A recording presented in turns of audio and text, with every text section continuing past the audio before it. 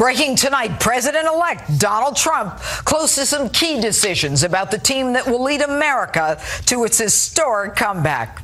Hello and welcome to Justice. I'm Judge Jeanine Pirro, live in our nation's capital, Washington, D.C. Thanks for being with us. You can actually see the Capitol building behind me. It's where our country's president-elect toured just 2 days ago on his whirlwind visit here. Tonight, the transition is underway, and we're told Mr. Trump is close to making some major appointments, including who will serve right here in Washington as his chief of staff. The decision is said to be imminent. Trump's transition communications director, Jason Miller, is standing by live to talk about it. But first, my opening statement. At 10:32 a.m. today, I received a phone call from President-elect Donald J. Trump, who has known me since my time as a county judge and elected district attorney. He stated that he looks forward to beginning the process of making America great again, and he thanks Justice and all her viewers for their support. I am honored to have had the privilege to speak with both the president-elect and his beautiful wife, future First Lady Melania, as America embarks on this very special journey. And indeed, it's been one amazing, wild, unpredictable ride. And you've been with me the whole time. Thank you for that. Now, I told you from the beginning to strap in that it would be a revolution. Indeed, it was. Yes, there's an insurrection coming. From the beginning, we knew this would be a political revolution. Be careful, boys. Be very, very careful. You don't want to make this a different kind of revolution. I told you this election was a revolution, but even I didn't know how big it would be. It's worldwide. What happened in England is going to happen again. Next stop, the United States. Next president, Donald J. Trump.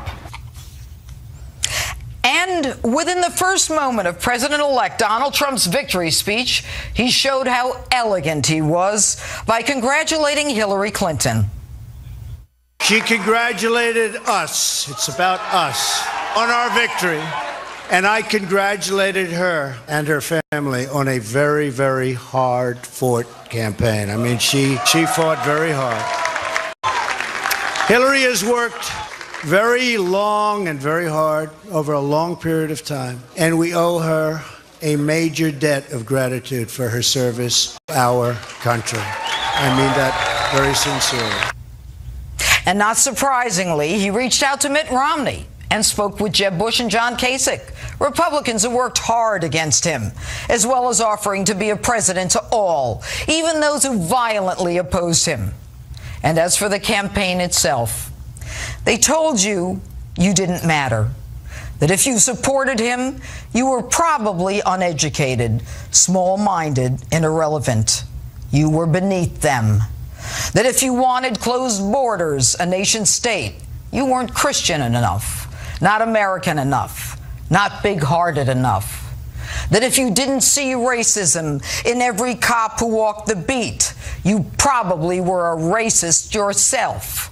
That if you used the term Muslim jihadist instead of terrorist, you were an anti-religious bigot. Truth and honesty had no place in their politically correct society. If you opposed sanctuary cities where the protection of illegal criminal immigrants was the law, you were a hateful, bigoted xenophobe. They simply knew better than you. They tried to convince you that Obamacare was great, when all the time your deductible and premiums were skyrocketing, that the economy wasn't that bad, yet you had to work 2 and 3 jobs to just get along. Jobs that shipped overseas didn't matter to them because they were part of the global economy. She even called you deplorable, irredeemable, and not America. If you didn't support her, you probably hated women and were backward. They tried to convince you that a lie wasn't a lie if it came from her mouth.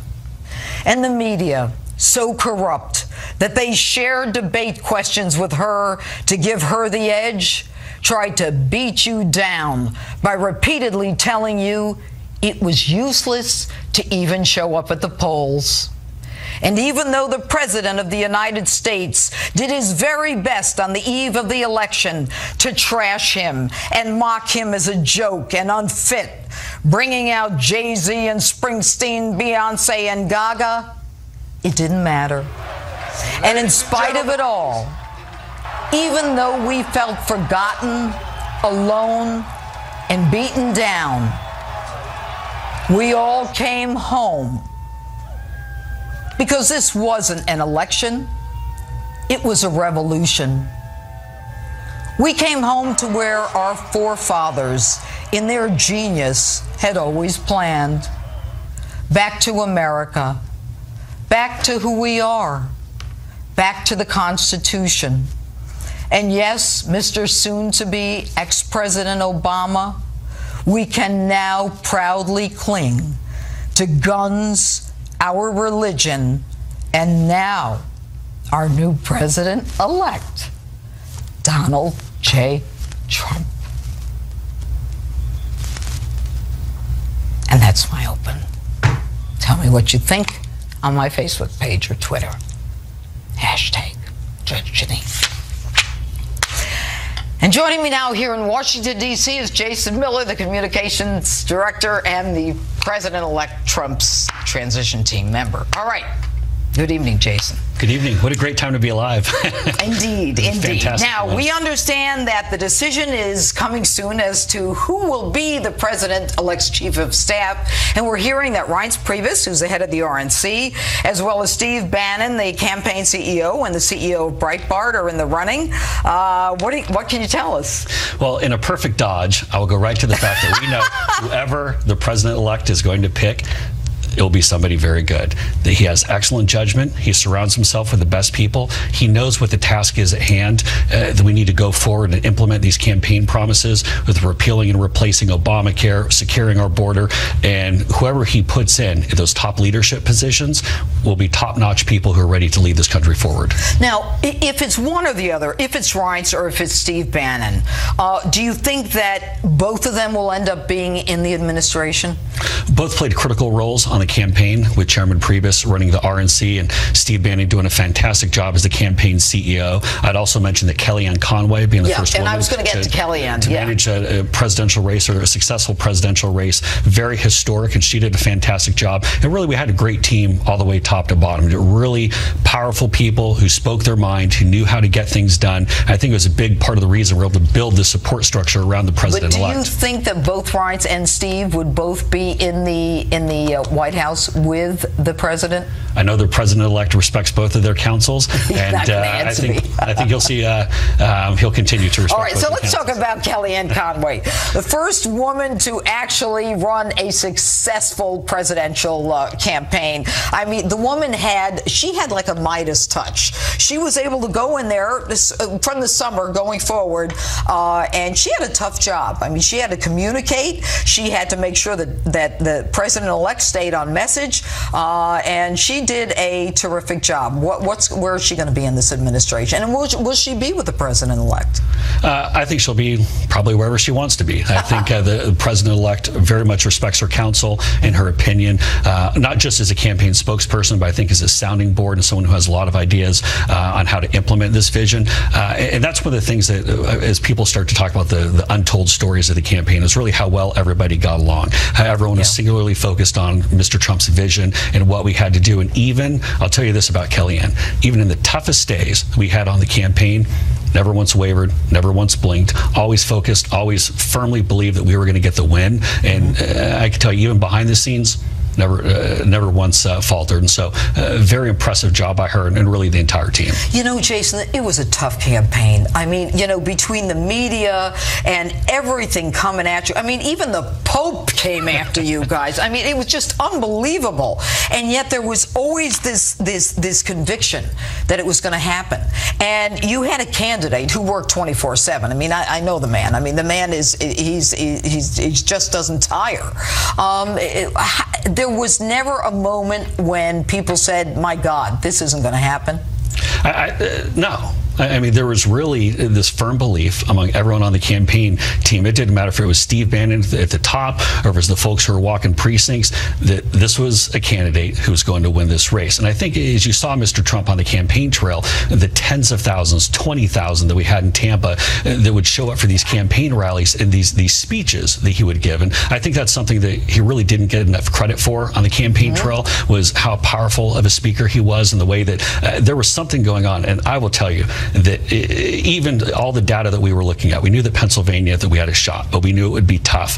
The person who most believed that we were going to win Pennsylvania was Donald J. Trump. And he said, guys, you're missing it. There's something big that's going on here. We have to get back over and over. And the way that people would show up to these rallies and just show their enthusiasm, it was, I mean, pick the greatest speakers of all time, whether it's, Winston Churchill or Ronald Reagan. I mean, Donald Trump was right there as far as the motivating figure. And I mean, that's almost contrary to what a lot of these pollsters would tell you. They would say, look, you as a candidate thinks everybody's loving you, but the polls are telling us someone else. But Donald Trump has always been prescient. He's always been a visionary. I mean, he was even prescient about Uma Abedin's husband there, Anthony Weiner, which really I think ultimately brought them all down, or Hillary brought herself down, so to speak. But speaking of that, what do you think of Hillary coming out today and saying, FBI Director James Comey is the reason I lost the election? What do you think of that? Look, Mr. Trump won. We know that. There's no reason to pick a fight with Hillary. But the one thing I'll say that since the election, that Mr. Trump has had a very good tone, I think, coming out of the campaign. I think he's been very focused on what he needs to do. Had a good meeting with the congressional leaders when he was up here on the Hill. We're looking forward, and that's really the approach that he's going to take, because let's be honest, over this past 8 years, the country has grown more divided, not more unified. And I think what you're going to see is with President Trump, after he's sworn in on the 20th, that he is going to be that unifying figure. Are you going to be in the White House, Mr. Miller? That'll be up to the president. All right. Thanks for being with us. Thanks for taking the time. Thanks, Judge. Are you tired? I'm always tired. All right, thanks so much. And my next guest and I had quite a few battles throughout the campaign season over who we believe would be the next president. Take a look. You're never going to vote for Donald. You're never going to vote for Hillary, but she's going to be your president. We're going to be right back. Coco, I'm bringing you on the week after the election when Donald Trump wins. All right? All right. All right. I'm going to bring me the hanky. I'll be crying. Yeah? You'll be crying? I'll be crying. I'll be laughing. I'll be crying and drunk. Liberal radio show host Coco Sudek joins me now. All right, Coco, you said you'd be crying and drunk. Are you drunk? I am not drunk. I am hungover. My crying comes in fits and starts. Judge, let me tell you, I know how you feel. I felt that way in 2008. I felt that way in 2012. And I felt the way I feel today in 2004. And I do not want to rain on your parade. I want you to celebrate in this feeling because I know it feels good.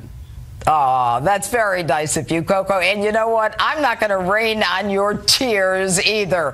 But what I am going to ask you, Coco, is you were totally convinced that the woman, I mean, there was no way that she was going to lose. Why do you think she lost?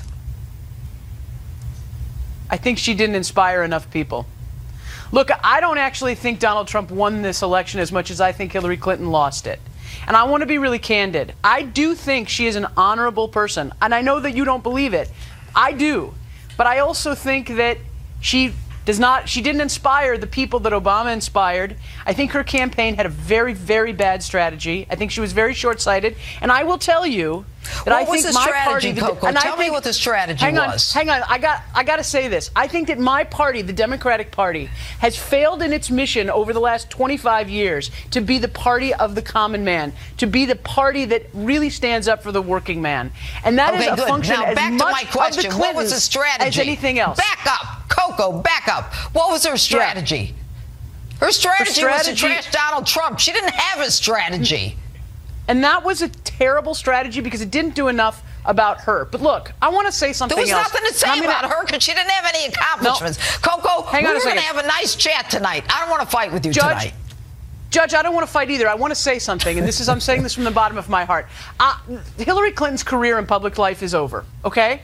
And we now have a new president, and I don't dispute that. He is our president. He will be our president.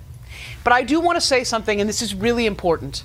Okay. There are people who are not white, straight Christian males who are truly terrified for their safety right now, because there are people who support Donald Trump who are going around and are terrorizing people, and these reports are coming out all the time. Stop it! You know what, Coco? You as a supporter, you know what? Donald Trump is not the president yet. And you as a President I'm not saying it's Donald Trump. To come you out as a and calm them supporter down. It's of up Donald to Hillary Trump Clinton to come out and calm Donald them Trump down. owe an obligation to this country to say Donald something, Trump to already said say what he that needed we to say. need to be peaceful, and to say to your own people that we are all Americans and we deserve safety and he peace. said that. And you as a supporter owe it to this from country to say it. Election night, he said exactly that. He handled He it needs with to complete say it class now. and elegance. People are being President terrorized Barack on the Obama streets. Has divided this People are country, being- Coco.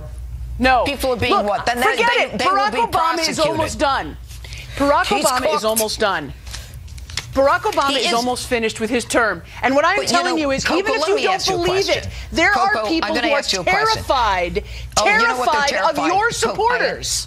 My supporters, Coco, let me ask you a Donald question. Trump I spent supporters 30 and years, your supporters. Coco, And you listen, need to stop, denounce this stop. now. Coco, you need to stop.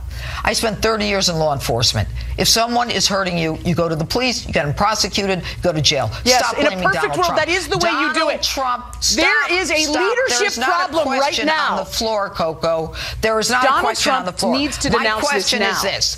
Barack Obama is the one who divided this country, and this election was a referendum on his policies, on his divisiveness, and what he has done to this country. Let me answer that. And that Let me is answer why that. we are in this Let me mess. answer that. Answer it. President Obama never stood up at a rally and said, hit that person, get him out of here. He never said that he wanted to build a wall and you know what? We need to build a wall. Most, a whole group of people. He never said he wanted to keep Muslims out of the country. Donald Trump has done all of that. Now, Donald Trump is the president of the United States. You know why? Because some Americans are having the necks cut off by Muslim jihadists. So get over it. That's Coco, not an issue. I thought we were going to have a nice discussion. Right now, there are Americans that are terrified. Do you understand that, Judge? Yeah, there are they Americans may be terrified. that are being Americans are terrorized on the terrified streets. too. And you know what? Here's the bottom line. You got a problem? Call the police. All right? There are Call Barack swastikas being Obama. painted on dormitories. There are hijab. People are being threatened who are wearing hijabs. Thank you very much. Thank you for being here tonight.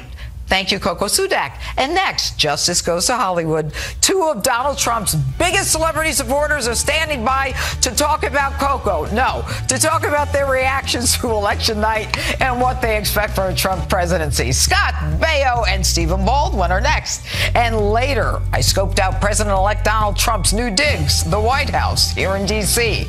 Justice rolls on in a moment.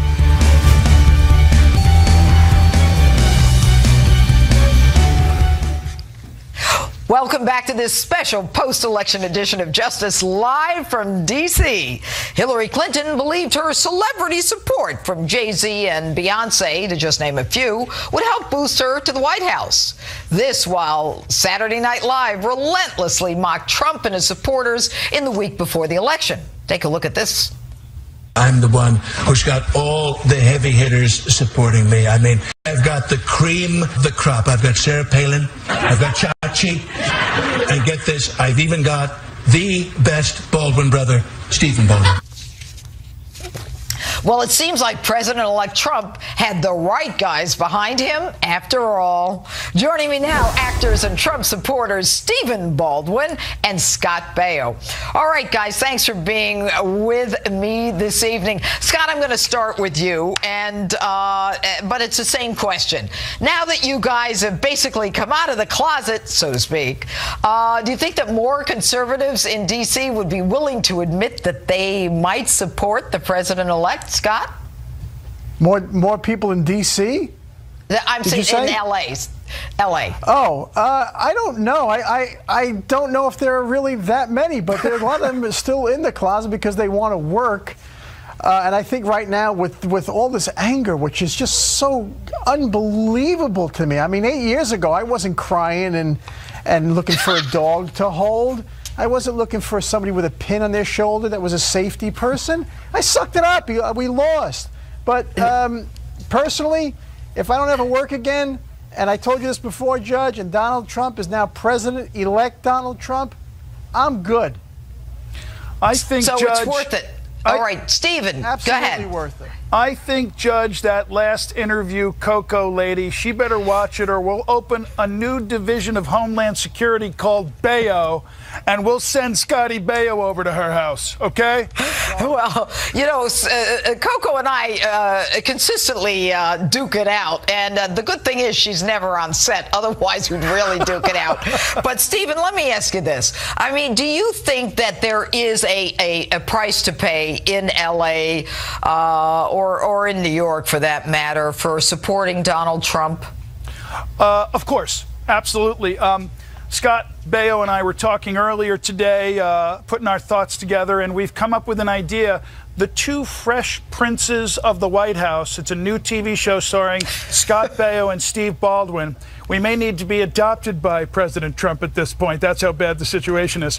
But yes and no. I think, to answer your first question, a lot of people who are Hollywood folks who voted for Trump inevitably will start coming out of the closet, so to speak. And Scott and I agree on one thing. We're two actors, been in the business 30 years, and our biggest driver and support for Mr. Trump has been the economy. Now everybody, Judge, is talking about what's he going to do? What's he going to do? I keep saying repeatedly, it's done, it's over, he's president. Let's do the right thing and stand behind him as best we can. Let's all these protesters, that's hopefully we'll be praying that all that's going to calm down. We have to support this president. And those people, even those protesters and those that didn't support Mr. Trump, will see in the future he is going to make great strides in the economy very quickly, and it's going to bless everybody. You know, Scott, you brought up the issue of those. Go ahead, Scott. I'll just add one more thing to what Stephen said, and I'll back it up with, just like Reagan, when everybody was afraid of Reagan, it's the same exact rhetoric. When the economy turns around and when the country gets strong again, that's when you're going to see all these people come out of the woodwork in Hollywood for Trump. Yeah, well, look at the stock market already. But, Scott, what about, and I just want to stay with this for a minute, you know, you mentioned the dog therapy and all this other lunacy and the safe places, you know, on these college campuses and this scream therapy. And I just can't believe it with these wusses on campus, you know, that they need crayons, they need to delay their exams. I mean, do these kids really plan on showing up in the real world? But Scott, you know, shouldn't President Obama be coming out and telling people to chill out? I mean, we know from James O'Keefe and, you know, the videos that he came out with that it was the DNC and, you know, Hillary Clinton's campaign allegedly that was paying these protesters and, you know, and then it stopped and they're still out here. These people are paid professional antagonists. Yeah, your last guest, I can't remember, Poppy? Whatever her, what was her name? Coco, whatever. Coco, okay. Coco is telling Donald Trump to come out and stop this. Donald Trump's not the president. Donald Trump is president-elect. He's got no power right now. The two people that should be stopping this are Obama and Hillary Clinton. That's it. Those are their people, and she's got the nerve to say that Donald Trump's people are bad people and are looking to cause violence? Yep. She is in an alternate universe. Yes, they all were, but we're not. We're going to be nice tonight. Stephen Baldwin, 10 seconds. Who should be stopping this? No question that President Obama should step forward, in my opinion, and just in his position, and the individual who specifically his job is to be caring for the well-being of the citizens of the United States. No question the president should step forward and try to create as much calm and peace and order as he can. Yeah, send Sheriff Clark in there. Yeah. Send Sheriff Clark in. Our friend Sheriff Clark. All right, Stephen Baldwin, Scott Baio, thanks for being with us and congratulations. And still ahead, I hit the street right outside the White House. And next, the campaign may be over, but the debate here in Washington between the right and the left never, ever really stops. My political panel standing by to talk about the Trump transition, as well as Hillary Clinton's new excuse for why she lost. Welcome back to Justice. We are live here in D.C., where you're looking live at the White House. In a few short months, President-elect Donald Trump will be moving in. Meanwhile, the Democratic Party in disarray days after their loss. My all-star political panel is here to break it all down. GOPAC Chairman David Avella and Democracy for America Communications Director Neil Sroka. All right, good evening, gentlemen. I want to start with Hillary Clinton's 30-minute conference call today, where she said that FBI Director Comey's decision to send a letter to Congress about the inquiry, that email FBI investigation, thrust the controversy back into the public and prevented her from ending the campaign, as she says, on an optimistic note. I'll start with you, David. Is she kind of blaming someone else for her loss? Well, of course she is. And in a couple weeks, Democrats are going to be talking about how she was a bad candidate and how the campaign was dysfunctional. And that's what happens in campaigns, right? There's division. There's everybody pointing fingers at one another. And that's what happens when you're on the losing side. And look, for Democrats, it is going to be a tough couple years. All right, Neil, let me ask you this. I mean, isn't it kind of sour grapes for her, a couple of days after the election and say, Jim Comey made me lose this election? Well, listen, I think it was a combination of factors. I don't think the Comey letter helped very much. But the reality is that she was a flawed candidate from the beginning, and that's why millions of Americans supported an alternative like myself during the primary. And it was indeed a primary that some alleged was rigged, given the superdelegates and, the Clinton, as some would say, fix, or as your candidate, Bernie Sanders, says, was a rigged system as well. Yeah, listen, I think the reason why we lost this past week was because the Democratic political establishment picked who the winner was before it even began. That was a flawed nominee. And ultimately, and probably most unfortunately, I think there were far more people who were comfortable with the bigotry and hate of Donald Trump than they were with Hillary Clinton. Well, I'm not so sure that I would call it the bigotry and hate of Donald Trump. I mean, most Americans don't even think that way. So what do you say to that, Dave? I guess it didn't even take 10 days. I guess we already heard it tonight. We're already hearing the flawed candidate. Look, Donald Trump won because he talked about making sure that we broke down every barrier to creating jobs. We put more money in people's pockets, whether that's through lower taxes or higher wages, and we're going to protect America. And that's he certainly didn't win the majority of votes. He certainly didn't win the majority of votes. Well, as you know, we elect our president by 600,000 votes down. He underperformed Mitt Romney. Hold on, guys. The Constitution has something called the Electoral College. Let's not fight about that. He's the winner, but he didn't win the hearts of the majority of the American people. And that system is what our founding fathers required, and that's the end of it. Now let's move on. He's the most reviled political figure to ever win the presidency. All right, well then why didn't you win the House or the Senate if you're so great? Why didn't we win the House or the Senate? Because not enough people came out to vote because we had a poor candidate. Next time we're going to do a heck of a lot better. Maybe you didn't have enough House and Senate candidates that the Democrats liked either. You want to blame Donald Trump for everything? Well, I think he owes. There's a lot of responsibility on his shoulders for the way this campaign was Pope came out against him. I mean, come on. Well, you should ask yourself why that's the case. Because he believes that we ought to have open borders, and Americans believe in a nation state and because the Pope is against hate, and that's what Donald Trump ran on. By the way, I don't want to talk about the Pope, but now that we're on it, the Pope is the one who's more concerned about climate change and says it's deplorable that women don't make as much as men, whereas Hillary Clinton's own foundation, women didn't make as much as men. While Christians are being slaughtered in the Middle East, he's talking about how much women make in the United States. He ought to focus on his own flock. Okay, Judge, if you want to run against the Pope, that's your prerogative. I'm not going to. All right, let's talk about Neil. What do you want to talk about going forward? What do you think that the Democrats can do to correct the flaws in their party? Listen, what the Democrats need to do is listen to the grassroots base of the party. We're going to set the tone going forward, and I think I'm frankly really happy that we're going to have an open battle for who's going to lead the Democratic Party going forward, because at the end of the day, the reason why we lost was because 5 million people didn't show up at the polls for Hillary Clinton that showed up for Barack Obama. If we fix that problem, if we actually support the grassroots base of the party, I think we're going to be in hand for a lot of wins in the years to come.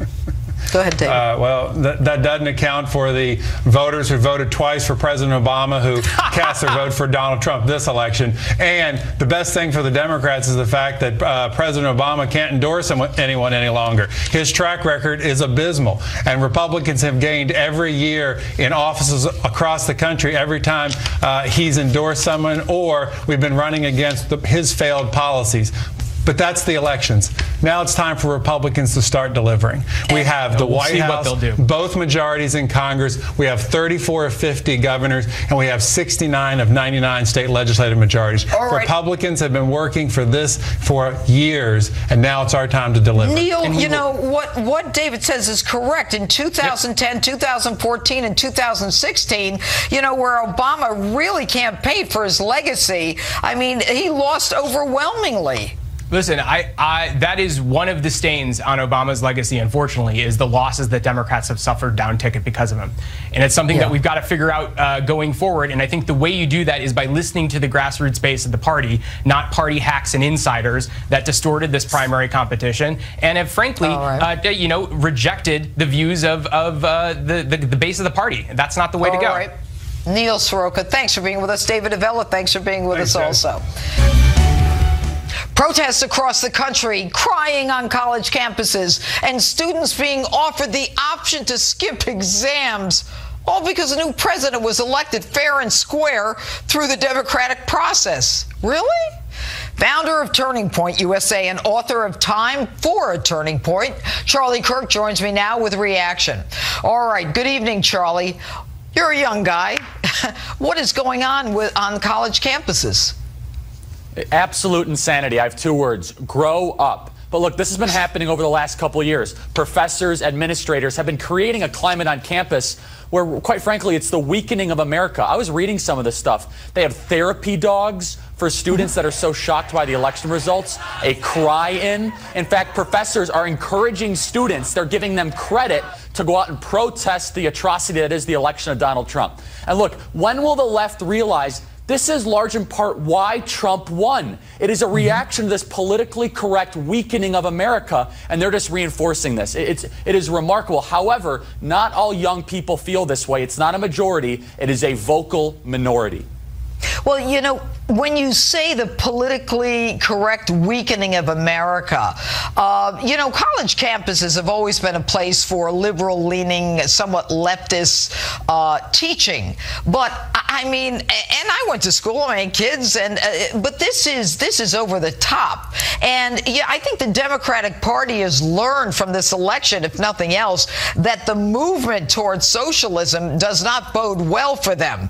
And I would think at the same time, as the economy gets better, that you know, young people and millennials included will realize, even watching the Dow, that you know, jobs are going to be better. I mean, there are going to be more of them with Donald Trump in the White House.